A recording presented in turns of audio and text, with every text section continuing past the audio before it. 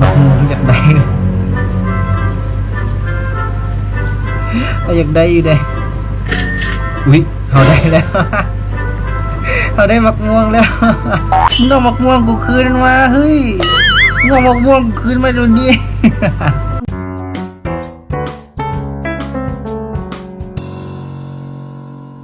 สบายดีทุกคนยินดีต้อนรับเข้าสู่ซองเกมเมอร์จ็อกเกอร์ซึ่งมื้อนี้เนาะทุกคนเฮาอยู่ในแมป Grow a Garden นั่นเองทุกคนซึ่งเป็นแมปที่มีคนเล่นถึง2 ล้าน 4 คนปัจจุบันนี้นะทุกคนหุ้ยมีคนเล่นแบบเป็นล้านนะทุกคนแบบเป็นล้านเลยที่นะซึ่งแมปนี้จะน่าสนใจจังเดี๋ยวเขาเข้าไปเล่นเกมกัน A few moments later นี่ตอนนี้เขาเข้ามาเป็นทีเรียบร้อยแล้วว้าวโอ้โหนี่สวนมีต้นกระบองเพชรน้ำนี่อันนี้มูตัวนี้เนาะตัวนี้นะแรกๆเขาต้องเห็นอย่างก่อนส่วนไผ่ส่วนมันจริงเหรออ๋อเขาสิร้องตามมูไปเพื่อเราใจตอนนั้นได้อย่างนี้นี่คอยมีวัชพืชให้เจ้าซื้อมันเด้อตอนนี้เขามีเงินอยู่เขาซื้อได้แต่แครอทเขาซื้อเยี่ยมซื้อไม่ซื้อจนแบบอันนี้ไม่อย่างอันนี้คือน่าจะมาขายที่บอกเขาสามารถรวมกับคนอื่นในบทหรือว่าเขาเทศส่วนไผ่ส่วนมันอันนี้น่าจะเป็นเทศส่วนไผ่ส่วนมันโอเคมูเขาข้างๆเดี๋ยวเขาไปข้างๆกันได้นี่ส่วนเขาจะอยู่นี่ต้องทำการปลูกอันนี้พวกเป็นส่วนเขาเขาต้องขุดก่อนโอเคแรกๆเขาต้องขุดก่อนแล้วขุดจังได้ขุดจังได้สู้ขุดจังได้ก่อนหรือว่าเป็นส่วนไฟส่วนไฟจิตเขาไปเฮ็ดส่วนไฟมุดนี่ส่วนเขาอยู่นี่โอ้ยยังอยู่ข้างๆมัวเอาไปใส่ไปปลูกอีกทีเลยคือเอาไม่สิเป็นจุดให้สามารถปลูกแบบใดก็ได้นี่ทุกคนแครอทเขาเติบแล้วนี่เขาก็เก็บมาทุกคนมึงแครอทนี่เขาอยู่โลบอกหรือโลกไมค์คราฟมันนี่แครอทมาแล้วอีกนิดนึงนี่อันนี้เขาได้ 0.2 แล้วเขาปลูกได้เขาต้นที่ไหนเอาไปขายที่นี่วะตัวนี้สังเกตว่าฟังตรงข้างฟังกับเจ้ามีซัดมีอย่างนั้นว่ะมาเขาขายกันเขาจะขายสิ่งนี้ I want to sell this เอาไปเลย18กำไรชัดๆเลยเอาไปเลย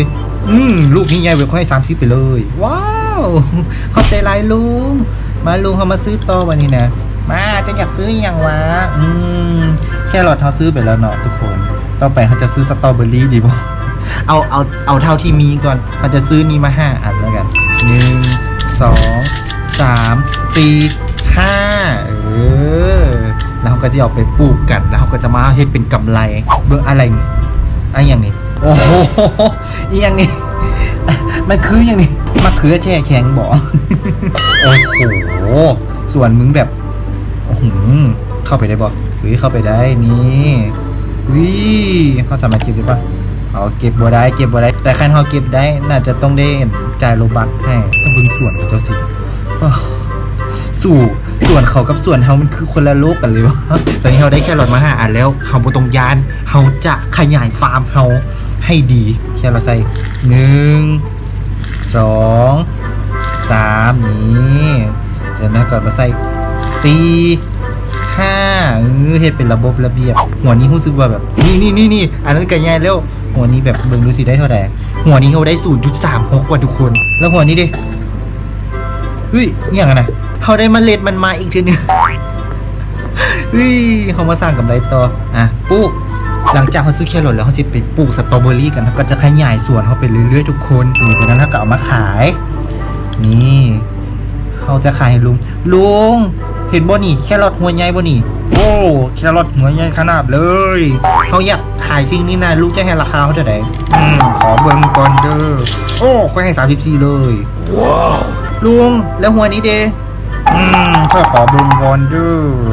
อค่อยๆขายนี่ค่อยหาซาเก้าไปรู้สึกว่าราคามันเริ่มตกเลยหัวนี้ดิหัวนี้น้อยแปลกๆเว้ยแล้วค่อยเบิ่งก่อน18แล้วกัน ค่อยขายวันนี้นำหวังว่าจะได้19แฟน18คือกันอะไรแกอ้าวลุงโกงราคาปะเนี่ยคอยบริโกงคอยเบิ่งตามขนาดพอเขาได้เงินมาได้จำนวนหนึ่งแล้วต่อไปเขาก็จะไปซื้อโดยเขาจะเอาสตรอเบอรี่มา2 อันและจากนั้นเขาก็จะเอาแครอทมา5 อันนี่พอได้แครอทแล้วเขาก็ไปสวนการ์เด้นเขาเองนี่เขาไม่ต้องย่างแล้วเขาวาบไปเลยอันจุดนี้คือเขาจะบัวขายเดี๋ยวเขาจะเก็บไว้เป็นที่ระลึกของเขาอันนี้คือไว้นี่เทื่อนึงจากนั้นกับปูใส่นี่แล้วก็ใช่5นี่อันนี้คือฟังแครอทเนาะอันนี้คือสตรอเบอรี่เขาต้องได้แยก1 2แค่อันที่ระลึกของเขาบอกมันน้อยกว่าหัวอื่นนะเขาควรดีใจหรือควรเสียใจดีวะฉันเขาเอาหัวใหญ่เป็นที่ระลึกเขาแล้วกันเขาเปลี่ยนกันเลยสตรอเบอรี่ก็เริ่มใหญ่ขึ้นแล้วทุกคนมันเริ่มออกเป็นงาก่อนจะเริ่มออกเป็นลูกนั่นเองตัวนี้อยากหู้ว่าส่วนนี้เอาไว้เห็นอย่างคันทุกคนหู้กับคอมเมนต์มาแนะนำกันด้วยนะจ๊ะระหว่างนี้เขาไปเบิ่งกันส่วนคนอื่นดีกว่าเป็นจังไดลาโอ้โหนี่ปุ๋ยนี่สตรอเบอรี่มันไว้โอ้โหกูคือว่าดินจริงสตรอเบอรี่มันใหญ่ขึ้นเรื่อยๆเลยทุกคนสตรอเบอรี่เขาใหญ่ขึ้นยังสตรอเบอรี่ยังบ่ใหญ่โอ้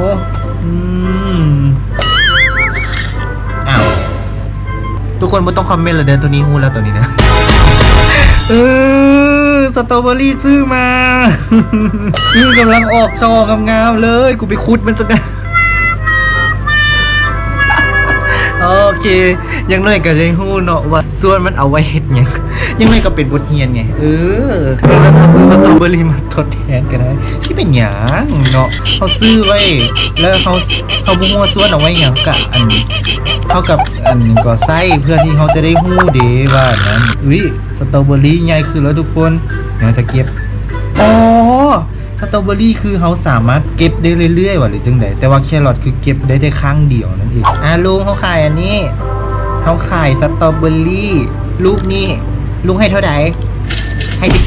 14ขึ้นหน่อยกว่าแครอทว่ะโอ้โหก็จะมีหลายผลในนี่ที่ว่าที่เขาขายในเนี่ยความรู้สึกคือบล็อกฟุตเลยที่ว่ามันบางอันก็หมดสต็อกในนี่บางอันก็มีขายในนี่ซึ่งผลที่รู้สึกว่ามันดีสุดกะโทเมโตมักเลนที่ขายแต่เขาบ่มีเงินนะ 2,000 years later นี่แครอทเขาได้แล้วนี่แครอทออกช็อตโคตรดีเลยว้าว1 2 3 4 5 6 7 8 9 10 11หรือเราก็ไปขายแล้วกันนี่เขาได้336เขาลงทุนแป๊บเดียวเขาก็ได้บลูเบอร์รี่แล้วทุกคนมาเขาจะซื้อสัก10 ผลแล้วกันเมื่อสต็อกแล้ว1 2นี่สตรอเบอรี่เขาออกช่อแล้วเอามาให้หมดเขาจะซื้อบลูเบอร์รี่มาปลูกกันอันนี้ไม่อย่างอันนี้มันสัตว์เลี้ยงเขามีแค่300 บาท163เย้ในที่สุดเขาก็ได้บลูเบอร์รี่แล้วทุกคนเขาสิไปซื้อบลูเบอร์รี่กันในราคา400ซื้อมาเลยแล้วก็ไปปลูกที่นี่เขาปลูกข้างๆกันเลยสตรอเบอรี่มันก็ต้องคู่กับบลูเบอร์รี่อยู่แล้วนี่บลูเบอร์รี่ที่ห้องเพลงบลูเบอร์รี่อาสยามคนละอันหนึ่งแต่ยังน้อย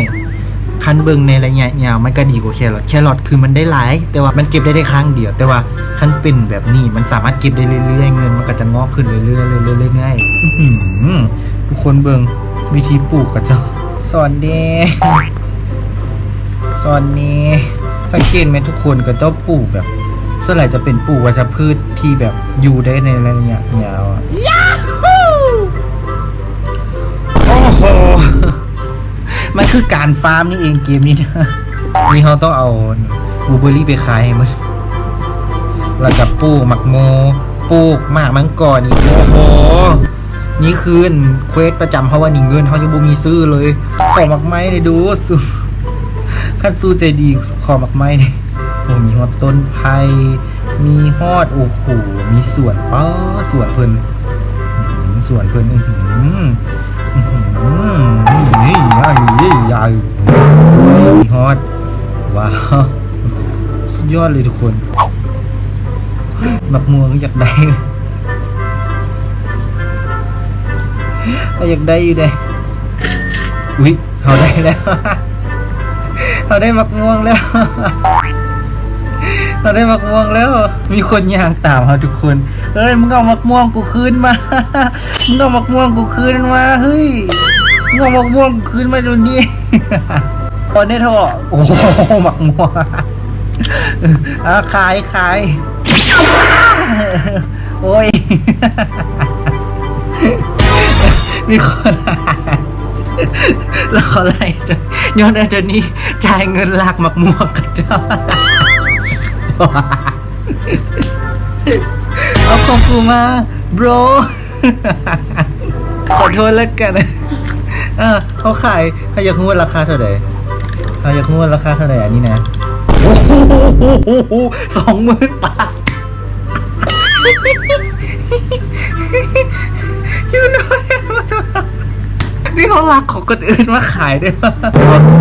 เอาหมดได้แล้วเอาได้ต้องจ่ายเพิ่มเว้ยแต่เขาเอามาคือเขาบ่มีต้นหมักม่วงอยู่บ้านแต่เขาไปรับหมักม่วงข้างบ้านกับเจ้านะวิเขาขายได้อันนี้เขาควรขายป่ะทุกคนอันนี้นะหมักม่วงนี้เขาควรขายป่ะทุกคนถ้าขายได้คอมเมนต์ด้วยนะจ๊ะทุกคนวิสตรอเบอรี่ทุกคนตอนนี้สตรอเบอรี่เขาหน่วยใหญ่แล้วตอนนี้เนี่ยนี่เก็บมาเลยเก็บมาเมื่อรถเก็บอ๋อบนนั้นถ่ายรูปนี่แหละสตรอเบอรี่ที่เขาอยากรู้ว่าราคามันเท่าไหร่ทุกคนเดี๋ยวเขาไปเบิ่งกันอันนี้เท่าไหร่ลุงค่อยให้217ทุกคนเขาขายเลยเขาขายมารี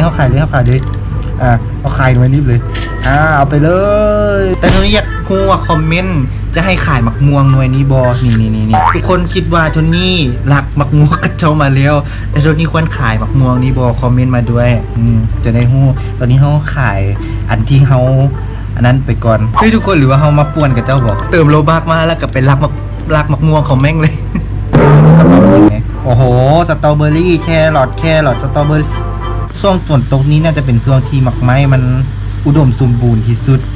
แครอทขึ้นมาแล้วเป็นยังไงทุกคนหวังว่าทุกคนจะมักเนาะทุกคนถ้ามักก็อย่าลืมกดไลค์กดแชร์กด Subscribe ตรงนี้นำแล้วเจอกันใหม่คลิปหน้าถ้าว่าคลิปนี้ยอดวิวถึง 10,000 เขาจะมาเล่นอีก 1,000 ก็ได้อะขอคันยอดวิวถึง 1,000 เขาจะกลับมาเล่นอีกแล้วคอมเมนต์มาด้วยว่ามักม่วงที่ตัวนี้รักมาควรขายดีบ่เกมนี้กับตลกดีก็เป็นการฟาร์มหาเงินไปเรื่อยๆซื้อวัชพืชมาปลูกแล้วก็เฮ็ดเงินไปเรื่อยๆเจอกันใหม่บ๊ายบาย